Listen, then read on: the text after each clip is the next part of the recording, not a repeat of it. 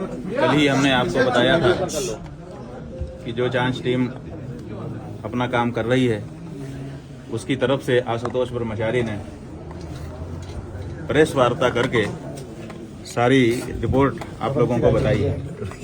हमने तभी कहा था कि जांच टीम क्या कर रही है, इसकी आख्या अगर शिकायतकर्ता के द्वारा, किसी हिस्ट्री शीटर के द्वारा पब्लिक में बताई जाएगी तो पुलिस का क्या प्रभाव रहेगा। खैर, अब आप कह रहे हैं कि जांच रिपोर्ट के बारे में वो पब्लिकली बता रहे हैं आप लोगों को, तो ये तो रिपोर्ट सार्वजनिक होती नहीं है, और होती भी है तो पुलिस विभाग के द्वारा होनी चाहिए।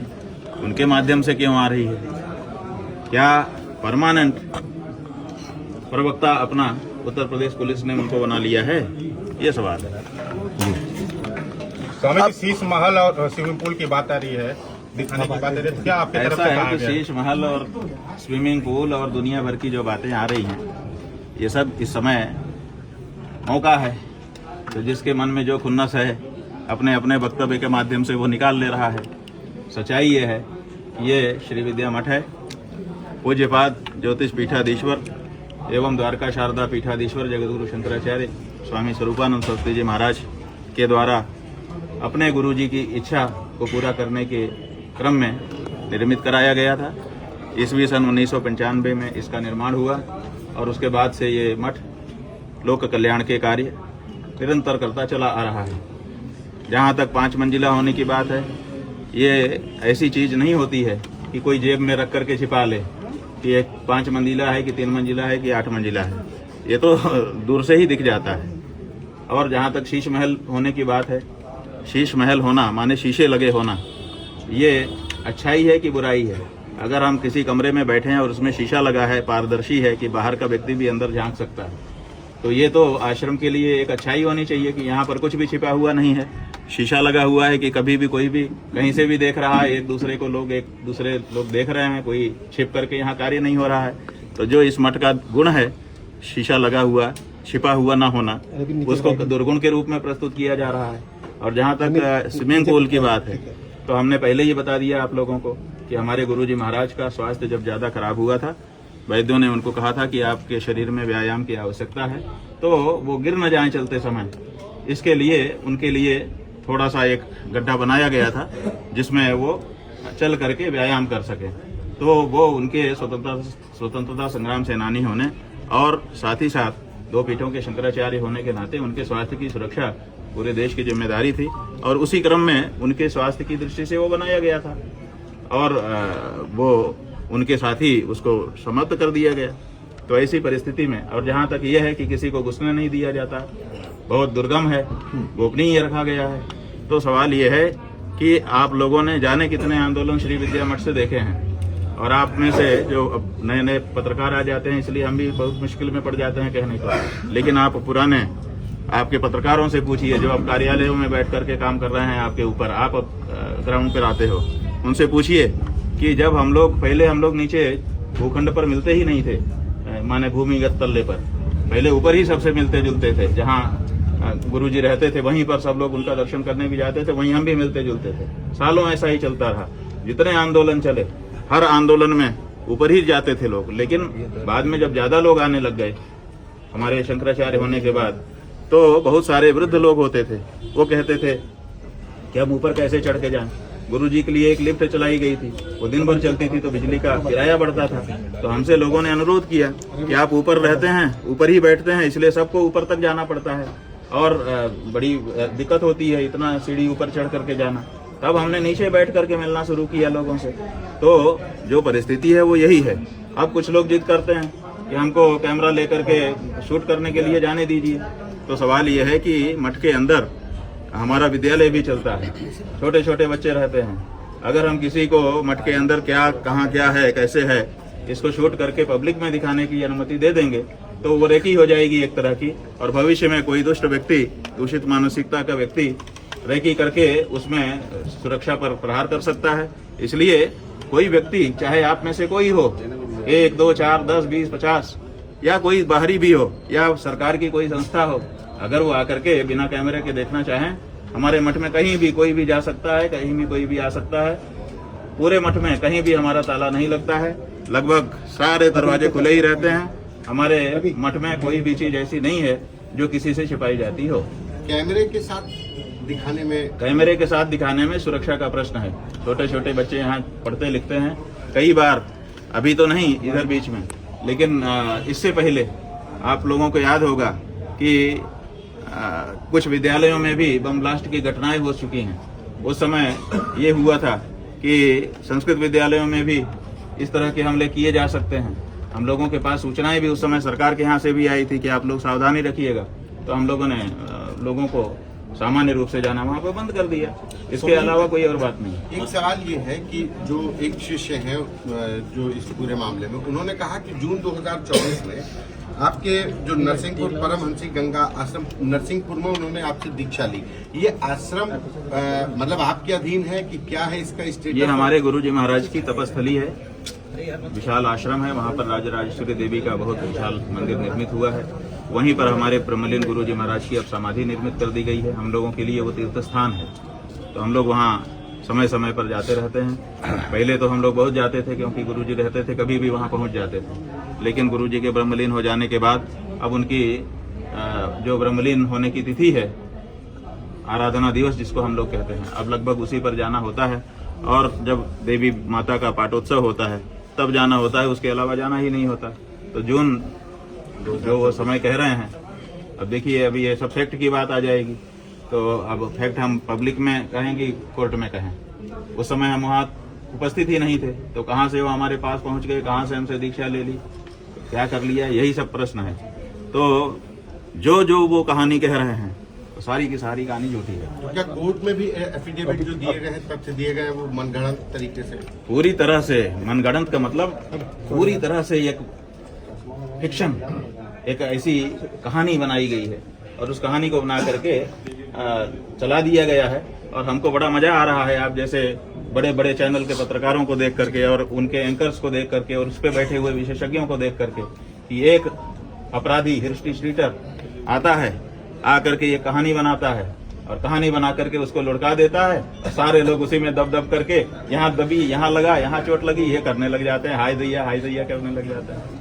ये भारत के कानून का, जुडिशियरी का और पुलिस महकमे का और सरकारों का कितना बड़ा दुरुपयोग हो सकता है या हो जाता है, वो बहुत अच्छे से हमको एक दर्शक के रूप में देखने को मिल रहा है। कुछ लोग ये भी कह रहे हैं कि जब इतने ही सच्चे थे, अपनी बातों पे अडिग हैं, तो फिर एंटीसिपेटरी बेल दाखिल करने की ऐसा है कि एंटीसिपेटरी बेल हम नहीं दाखिल कर रहे हैं। हम अकेले नहीं हैं। हम का मतलब अभी मुक्तेश्वरानंद अकेला नहीं है। जब कोई व्यक्ति शंकराचार्य के पद पर बैठता है तो वो स्वयं मठ हो जाता है। इस समय हम मठ हैं, ज्योतिर्मठ हैं और इस ज्योतिष पीठ पर बैठे हुए हैं। ये जो बैठे हैं आसन, ये ज्योतिष पीठ है और हम स्वयं मठ हैं।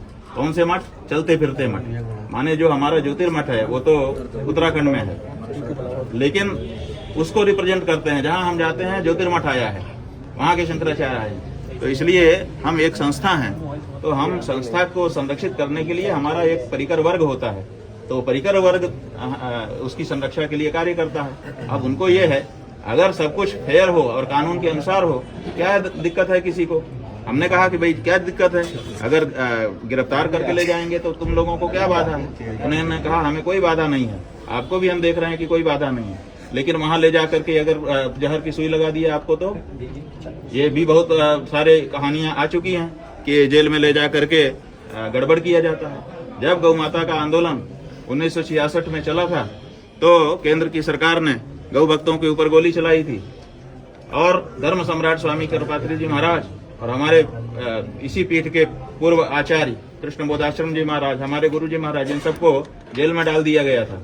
वहां पर जेल में मारपीट करा दी गई थी, जिसके कारण धर्म सम्राट स्वामी कृपात्री जी महाराज की आंख में इतनी बड़ी चोट आई थी कि उनके शरीर छूटने के बाद ही वो पूरी हुई। तो ये सब भी जेल में होता है, तो इसलिए हम तो क्या उसकी सुरक्षा के लिए हम आपकी जान को खतरा होगा? उसके लिए हम बचाव करना चाहते हैं, महाराज जी, तो हमको अनुमति देनी पड़ेगी। जेल में खतरा महसूस? भाई हमको कोई खतरा नहीं है। अभी हमको मार दो, हमें क्या खतरा है? हम तो अपना श्राद्ध तर्पण पिंडदान कर चुके, लेकिन जो हमारे पीठ से जुड़े हुए पीठ के अनुयायी भक्त हैं, जो सनातन धर्मी हैं, उनकी भावना का क्या, उसका भी तो संरक्षण हम ही को करना पड़ता है। महाराज जी, तो उनकी भावनाओं को देखते हुए हमने इसको भी स्वीकार किया। महाराज जी, एक सवाल ये भी है कि आप तो कह रहे हैं कि जितने भी वो आरोप लगा रहे हैं एक हास्यास्पद है, एक तरीके से उनका आरोप स्वीकार भी नहीं किया जा सकता, लेकिन अभी उन्होंने एक बड़ी बात कही है, डिप्टी सीएम का भी उन्होंने नाम लिया है। उन्होंने ये कहा कि उनके इशारे आपको वो उकसाने का काम करते थे, उन्होंने नाम लिया, जांच की बात देखिए, कही। ठीक है, आप लोगों ने हमको उनका प्रेस कॉन्फ्रेंस का वक्तव्य दिखाया रिकॉर्ड करके, हमने देखा। वो कह रहे हैं कि इसमें सपा इन्वॉल्व है, इसमें बसपा इन्वॉल्व है, लेकिन भाजपा इन्वॉल्व है नहीं कह पाए। इसका मतलब है कि वो स्वयं भाजपा की तरफ से हैं। अब उनके ऊपर दबाव आया होगा कि भाजपा में भी जरा और साफ कर दो। अब भाजपा में भी इस समय दो भाजपा हो गई है, एक पारंपरिक भाजपा जो हिंदुओं के पक्ष में खड़ी रहती थी, और एक वो भाजपा जो केवल एक जाति विशेष को लेकर के और सबके ऊपर डंडा मार रही है। तो अब वो इसको भी साफ कर रहे हैं अपने वक्तव्य से कि मैं भाजपा में हूं, लेकिन उस भाजपा में हूं जो बुलडोजर भाजपा है, जो कुछ नहीं देखती है, न्याय अन्याय बस चढ़ा देती है। अगर खिलाफ खड़े हुए तो तुम्हारे ऊपर बुलडोजर चढ़ेगा। मैं उस भाजपा का व्यक्ति हूँ, क्या समझते हो मेरे को? तो यही संभवतः उनका कहने का आशय है। कौन से डिप्टी सीएम आपका करीब जिसके इशारे पर उन्होंने कहा? अरे भाई, आप लोग उनसे पूछते नहीं हो, जब आपके सामने वो वक्तव्य देते हैं तो आपकी घी बन जाती है। आप उनसे पूछ लेते कि कौन वाला, क्यों दो डिप्टी सीएम है, कौन वाला महाराज? जी महाराज आप पूछ लेते, लेकिन आपने जी महाराज से पूछा नहीं। अब हमसे पूछ रहे हैं, हम उनके मन की बात कहाँ से जान सकते कल हैं? महाराज जी अब कोर्ट में सुनवाई है, कल क्या कहें, कल उसको लेकर के? देखिए, सुनवाई है तो उसके लिए वकील हैं, वो वहाँ पर हम लोगों का जो पक्ष है, सत्य का पक्ष, न्याय का पक्ष, वो रखेंगे। एक आखिरी सवाल ये है हाँ। कि जो पीड़ित बच्चे हैं उसमें से एक ने कहा कि काशी के जोशी मठ में, तो क्या जोशी मठ काशी में कोई ऐसा है? तो ऐसा है कि ये बच्चे जो आज तक में जो बयान प्रसारित हुआ है उसी के बारे में आप बोल रहे हैं ना, तो अभी हमको दिखाया गया। तो वो बच्चे बेचारे, पहली बात तो ये है कि जितना सिखाया पढ़ा गया है उतना बोल रहे हैं, उतना ही सिखाया पड़ा। उनको क्या पता कि कौन सी चीज कहाँ है, आप लोग तो पकड़ लिए। दूसरी बात यह है कि वो बच्चे वही हैं, ये कौन वेरीफाई करेगा? आज तक ने शपथ पत्र पूर्वक कहाँ घोषणा की कि हम उन्हीं बच्चों को पेश कर रहे हैं। तो एक तो ये बात है, और दूसरी बात यह है कि जो जुवेनाइल बोर्ड है और जो पाक्सो एक्ट है अपने यहाँ पास है पहले से, वो पास्को एक्ट कहता है कि जो माइनर हैं, नाबालिग हैं, जिनके साथ अत्याचार अनाचार हुआ है, पीड़ित हैं जो, उनकी पहचान को किसी भी दशा में बाहर नहीं किया जाएगा। तो अब सवाल ये है, ना तो उनका नाम बताया जाएगा, ना तो उनकी उम्र बताई जाएगी, ना तो उनका गांव, ना तो उनके परिवार के लोगों का नाम, ये सब नहीं बताया जाएगा। तो अब सवाल ये है कि आज तक को किसने बताया कि ये हैं पीड़ित? किसी ने बताया होगा। और ये प्रोसीडिंग पूरी क्लोज रहती है, या तो न्यायालय को पता होता है, या तो पुलिस को पता होता है, या तो शिकायतकर्ता को पता होता है, या तो बच्चों को पता होता है। ठीक है, 4 हैं इसमें पक्ष। तो अब बताइए, न्यायालय ने बता दिया आज तक को, कि पुलिस ने बता दिया आज तक को कि ये बच्चे हैं, कि शिकायतकर्ता ने बता दिया कि ये बच्चे हैं, कि बच्चे स्वयं वहां पहुंच गए कि आज तक में हम आए हैं। पहले वो कहते थे कि हमको बचाने वाला कोई नहीं है, और अब वो जानते हैं कि आज तक हमको बचा देगा, हम आज तक के पास पहुंच जाएं। किसने बताया उन बच्चों को कि यही बच्चे हैं, यही इनका नाम है, यही इनकी पहचान है, और इनसे आप इंटरव्यू करो तो सच्चाई निकल करके सामने आ जाएगी?